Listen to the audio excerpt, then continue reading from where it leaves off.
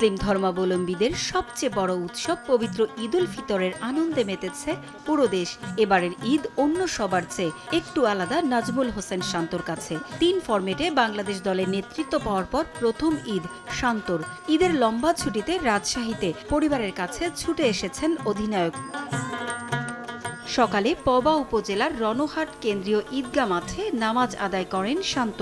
এ সময় আত্মীয় স্বজন, বন্ধু ও কাছের মানুষদের সঙ্গে ঈদের আনন্দ ভাগ করে নেন টাইগার অধিনায়ক। বিশ্বকাপের বছরে বাংলাদেশ দলের ভালো পারফরমেন্সের জন্য দোয়া চেয়েছেন শান্ত। অনেক এক্সাইটেড, অনেকদিন পরে প্রতি বছরই যখন এই দিনটাতে আসি সবার সাথে দেখা হয়, সাথে ফ্যামিলিকেও একটু টাইম দেওয়ার সুযোগ থাকে। আমাদের টিমটা ভালো অবস্থায় আছে, সো সামনে বড় বড় টুর্নামেন্ট আছে। সো সবার কাছ থেকে দোয়া চাইবো যেন আমাদের টিমটা সবাই মিলে আমরা যেন বাংলাদেশকে ভালো কিছু উপহার দিতে পারি।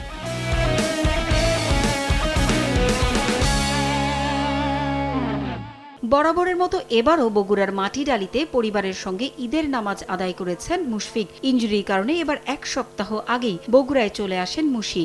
নামাজ আদায় শেষে ভক্ত ও সমর্থকদের সেলফি তোলার বায়নাও মিটিয়েছেন মিস্টার ডিপেন্ডেবল। এ সময় আসন্ন বিশ্বকাপে বাংলাদেশ দলের ভালো পারফরমেন্সের জন্য শুভকামনাও জানান মুশফিক। সবাই যেন নিরাপদ ঈদ করে, আর গরিব অসহায় যারা মানুষ আছে তাদের সবার দিকে খেয়াল রাখবে। সবাই যার যার দিক থেকে, এবং আশা করছি সবাই সেভাবে প্রস্তুতি নেবে, এবং ইনশাল্লাহ আশা করি এই সামনে যে বিশ্বকাপ আছে ইনশাল্লাহ সেখানেও বাংলাদেশ টিম ভালো খেলে।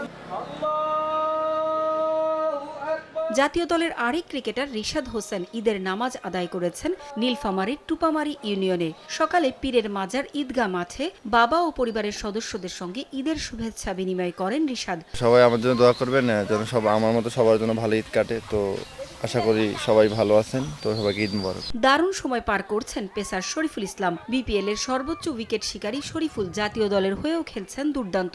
ঈদের ছুটিতে গেছেন পঞ্চগড়ে। দেবীগঞ্জ উপজেলার দণ্ডপাল ইউনিয়নের মৌমারি গ্রামের মাস্টারপাড়া ঈদগাহ ময়দানে ঈদের নামাজ আদায় করেন। জামাত শেষে স্থানীয়দের সঙ্গে কুশল বিনিময় করেন শরীফুল। প্রতিবারই যখন ঈদের একটা ছুটি পাই গ্রামে আসি। পারভিন আক্তার, সময় সংবাদ।